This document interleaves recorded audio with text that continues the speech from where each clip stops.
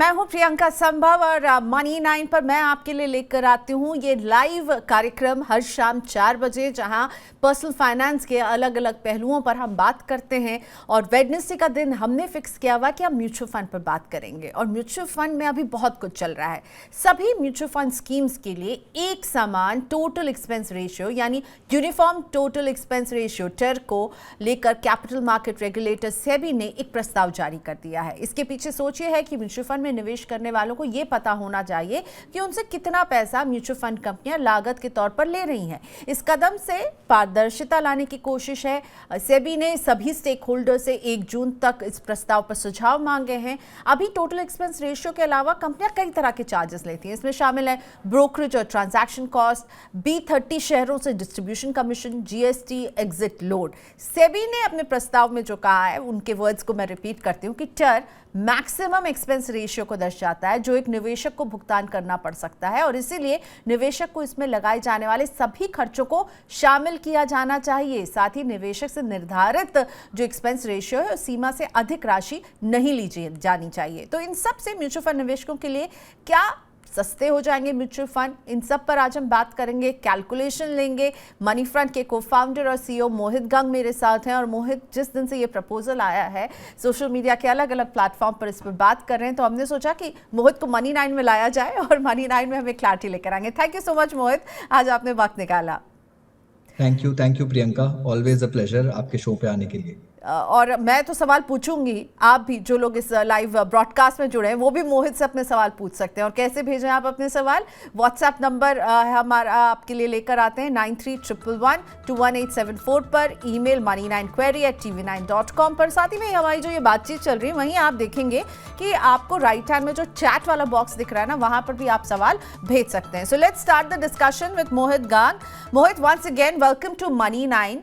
सेबी लंबे समय से इस पर बात कर रही थी और कंसल्टेशन पेपर के आने के बाद अब साफ है कि मूड बन गया है, एक्सपेंस रेशियो को अब कम करने की पूरी तैयारी है। गुड न्यूज है निवेशकों के लिए एक यूनिफॉर्म एक्सपेंस रेशियो।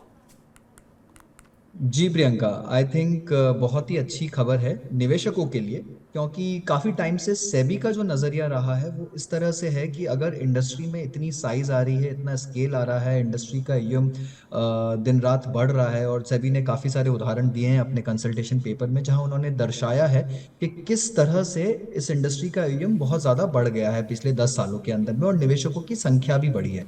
तो सेबी का मानना है कि जब आपके निवेशक बढ़ रहे हैं, आपका AUM बढ़ रहा है, तो आपकी कॉस्ट थोड़ी कम होनी चाहिए। और ये सबके लिए एक सहूलियत भरी कॉस्ट होनी चाहिए, जो कि एक आम रिटेल निवेशक के लिए उसके रिटर्न्स को एनहेंस कर सके और स्कीम्स के परफॉर्मेंस को भी इम्प्रूव कर सके। तो यहाँ पर सेबी का ये काफ़ी अच्छा कदम है, जो आई थिंक निवेशकों को लॉन्ग टर्म में बहुत बेनिफिट करे। अगर मोहित मैं आपसे पूछूं कि अगर मैं 5,000 रुपए का हर महीने सिप करती हूं तो उसमें कितना हिस्सा जो है ये एक्सपेंस रेशियो के नाम जो है वो कुर्बान होता है, और इसमें कितना फर्क आएगा? और एक्सपेंस रेशियो के अलावा भी मैं कई चार्जेस दे रही हूं।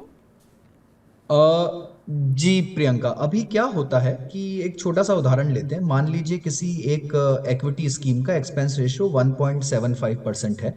फिलहाल के लिए आपने कोई स्मॉल कैप स्कीम लिया जिसका AUM छोटा AUM होगा, तो वहाँ पर 1.75% का एक्सपेंस रेशियो है। उसके ऊपर में GST चला जाता है, और इस एक्सपेंस रेशियो के ऊपर AMC का ब्रोकरेज और ट्रांजैक्शन कॉस्ट होता है, यानी जो AMC खरीद बेच करती है स्टॉक्स की, उसकी जो कॉस्ट होती है वो भी आती है। और इसके ऊपर में एग्जिट लोड अगर डाल रखा है AMC ने, तो उसका एक हिस्सा एक्सपेंस में जुड़ता है।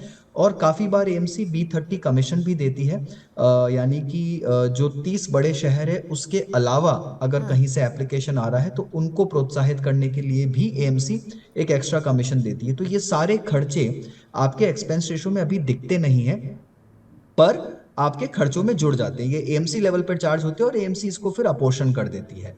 तो ये सब मिलाकर अगर आप देखें तो जो 1.75 का आपका एक्सपेंस रेशियो था वो करीब करीब बढ़कर 2 सवा 2 के आसपास पहुंच जाता है। तो ये एक निवेशक को कहीं ना कहीं से डायरेक्ट या इनडायरेक्ट तरीके से चार्ज होता आ रहा है। अभी सेबी के प्रस्ताव के मुताबिक अगर आपका 5,000 रुपये जा रहा था, तो मान लीजिए ये कॉस्ट आपको 2% आ रही थी, तो 2% यानी 5,000 रुपये का करीब 100 रुपये हो गया आपको।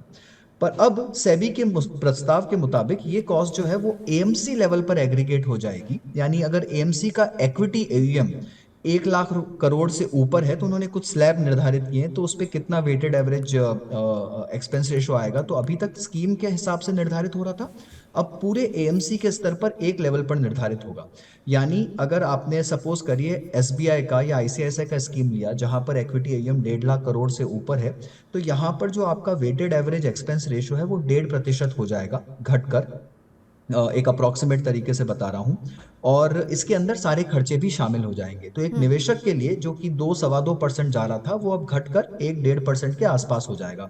तो मुझे लगता है बहुत बड़ी एमसीज में ज्यादा फर्क आएगा, छोटी एमसीज और मिड साइज की जो एमसीज उनमें कम आएगा, और जो बहुत छोटी एमसीज है उन्हें शायद थोड़ा बेनिफिट मिले, उनका एक्सपेंस रेशो थोड़ा बढ़ जाएगा। बट अमूमन आप एक एवरेज तौर पर देखेंगे तो 30 से 50 पैसे के करीब आपको इक्विटी में एटलीस्ट एक्सपेंस रेशो की कमी होना, मुझे दिखता है कि उतनी कमी होगी निवेशकों के लिए। ओके, तो अब जो है स्कीम के अनुसार नहीं बल्कि कंपनी का जो साइज होगा उसके अनुसार आपको कहा जा रहा है कंपनियों को कि आप ये वसूलेंगी ये फीस। ये बताइए क्या म्यूचुअल फंड कंपनियों को इस कदम से घाटा उठाना पड़ेगा? कुछ रिपोर्ट्स हम पढ़ रहे थे, जेफरीज ने एक रिपोर्ट कही है, उन्होंने कहा है, एक नंबर कोट किया है कि अराउंड 1400 करोड़ का लॉस हो सकता है। क्या म्यूचुअल फंड कंपनियों के लिए ये उतनी अच्छी खबर नहीं है? उनके लिए क्या ये एक घाटे का सौदा हो जाएगा? देखिए प्रियंका, मुझे लगता है इसको देखने के दो तरीके हैं। अगर आप इमीडिएट इम्पैक्ट पूछना चाहें तो क्या होता है कि एमसीज जो होती हैं वो अपने साल के खर्चे को प्रोविजन कर लेती हैं, यानी कितना B30 का कमीशन जाना होता है या किस तरह से उनके और खर्चे लगने होते हैं उसको एक प्रोविजन करके वो ऑलरेडी अपने कॉस्ट में बिल्ट इन कर लेती हैं। अब ये प्रस्ताव 1 जून आई थिंक 30 जून तक सेबी ने टाइम दिया है, कंसल्टेशन पेपर पर लोग अपनी राय दे सकते हैं और उसके बाद कभी भी ये प्रस्ताव पारित हो सकता है। तो इस साल के जो एमसी के खर्चे हैं वो ऑलरेडी उन्होंने अपने बुक्स में ले लिए होंगे या प्रोविजन कर दिए होंगे, तो वहां पर हो सकता है कि उनको कुछ नुकसान हो जाए। बट मुझे लगता है एक बहुत लंबे नजरिए से अगर आप देखें कि 5-10 साल का इसमें व्यू लें तो मुझे लगता है कि कॉस्ट कम होने से निवेशकों के रिटर्न बढ़ेंगे और इससे निवेशक और ज्यादा पैसा लगाएंगे, इंडस्ट्री का ईएम और ज्यादा ग्रो करेगा और इसमें पार्टिसिपेंट्स को भी और ज्यादा प्रोत्साहन मिलेगा। तो मुझे लगता है एक लंबी अवधि के हिसाब से देखें तो शायद ये बहुत अच्छा है पूरे सिस्टम के लिए। बट हाँ, अगर आप इमीडिएट 1-2 साल के नज़रिए से देख सकते हैं तो हो सकता है एएमसी के कुछ खर्चे हैं वो उनको अपनी बुक्स पे लेना पड़े। एक प्रपोजल ऐसा भी है कि एएमसी को इन हाउस ब्रोकिंग कॉस्ट, जो वो ब्रोकिंग और ट्रांजैक्शन कॉस्ट होता है उसके लिए उन्हें इन हाउस ब्रोकिंग सेटअप करना पड़े, तो वहां पर भी एक काफ़ी अच्छा कॉस्ट आ सकता है एएमसीज के लिए। तो यस, एएमसी के नज़रिए से ये प्रस्ताव शायद इतना फायदेमंद नहीं है एक शॉर्ट टर्म में। ओके, लंबी अवधि में आई थिंक सबके लिए एक विन विन सिचुएशन होगा, ज़्यादा लोग आएंगे, कम खर्चा करना पड़ेगा, सस्ता होगा ये निवेश करने का जो पूरा रास्ता है। अब ये बताइए कि सेबी को ये कदम उठाने की क्यों ज़रूरत पड़ी? इस प्रपोजल को क्यों लेकर आया है सेबी? क्या उनको लग रहा था कि एएमसीज जो चार्ज कर रही हैं म्यूचुअल फंड को चलाने के लिए, हम तक वो स्कीम्स लाने के लिए, वहाँ अनफेयर हो रही थी वसूली में, उनका बिजनेस बढ़ गया है लेकिन कॉस्ट जो वो एक कंज्यूमर को दे रही थी वहाँ पर कुछ भी कटौती नहीं की थी? क्या अनफेयर हो रही थी अभी तक ये म्यूचुअल फंड कंपनियां? देखिए प्रियंका, इसको देखने के दो नज़रिए हैं। एक, अगर आप सेबी के नज़रिए से देखेंगे तो हाँ, हो सकता है कि आपके रेवेन्यूज़ बढ़ रहे हैं, आपका ईएम बढ़ रहा है, और सेबी ने बिल्कुल वो भी बताया है अपने पेपर में कि किस तरह से इंडस्ट्री का ओवरऑल रेवेन्यू बढ़ा है लास्ट 5-10 सालों में, और किस तरह से प्रॉफिटेबिलिटी भी बढ़ी है। तो सेबी को कहीं कहीं लग रहा था कि 2-3 चीज़ें हो रही थी। एक, जो डिस्ट्रीब्यूटर कमीशंस थे वो काफ़ी हाई हो रहे थे। दूसरा, थोड़ी सी अनफेयर प्रैक्टिसेस चल रही थी B30 कमीशन और एनएफओस को लेकर। और तीसरा, उन्हें कहीं ये लग रहा था कि जो स्केल और साइज आ रही है इंडस्ट्री में उसका फायदा निवेशकों तक नहीं जा रहा था, वो फायदा एएमसी या तो अपने पास रख रही थी या डिस्ट्रीब्यूटर्स को दे रही थी इंसेंटिवाइज करने के लिए। तो इन तीनों के मद्देनजर सेबी ने इस कदम को उठाया कि उन्होंने ओवरऑल ही स्लैब्स बना दिए कि अब आप स्कीम के लेवल पर नहीं, एएमसी के लेवल पर, उनके ईएम के लेवल पर निर्धारित करेंगे कितना स्लैब होगा। और आप वो जो एक मैकेनिज्म चला आ रहा था, एक ढर्रा चला आ रहा था कि एनएफओज आते थे इंडस्ट्री में रोज नए, वहां पर बहुत हाई एक्सपेंस रेशो दिया जाता था, छोटा ईएम होता था तो एएमसी ज्यादा चार्ज कर लेती थी और डिस्ट्रीब्यूटर को कमीशन भी बहुत ज्यादा मिल जाता था। तो एक एक तरह से एक प्रणाली सी चल रही थी, सिस्टम बन गया था कि एनएफओ लाते जाइए, ईएम इकट्ठा करते जाइए, हाई कमीशन दीजिए और पुराने वाले स्कीम्स को चर्न कर दीजिए उसमें।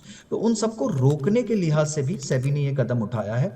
तो मैं ये नहीं कहूंगा कि बहुत अनफेयर था। देखिए, कोई भी इंडस्ट्री प्रियंका अगर चलना चाहे तो वो 50 पैसे 1% के मार्जिन पर अगर आप देखें तो एक कोई इंडस्ट्री सस्टेन नहीं कर सकती अनलेस की वॉल्यूम्स और स्केल बहुत हाई हो। तो बहुत बड़ी एमसीज, बहुत बड़े डिस्ट्रीब्यूटर्स तो फिर भी सस्टेन कर जाएंगे, बट हो सकता है कहीं ना कहीं छोटी एमसीज को, छोटे निवेशक, छोटे डिस्ट्रीब्यूटर्स को इसमें थोड़ा इम्पैक्ट आएगा। पर सेबी के नज़रिए से वो रिटेल निवेशक तक इस लाभ को पहुंचाना चाहते थे, तो मैं उसे भी गलत नहीं कह सकता। तो कहीं ना कहीं दोनों के ही लिहाज से थोड़ी सी कमी रह गई है। सेबी चाहती तो थोड़ी और टाइम और थोड़ा वक्त दे सकती थी इस इंडस्ट्री को पूरी तरह से पनपने की। म्यूचुअल फंड इंडस्ट्री अभी भी इतनी बड़ी नहीं हुई है एफडी के कंपैरिजन में या इंश्योरेंस के कंपैरिजन में। अगर आप देखिए, बहुत छोटी इंडस्ट्री और इंश्योरेंस में कमीशंस बहुत ज्यादा हैं, चाहे वो डिस्ट्रीब्यूटर्स को हो चाहे वो एमसीज को हो।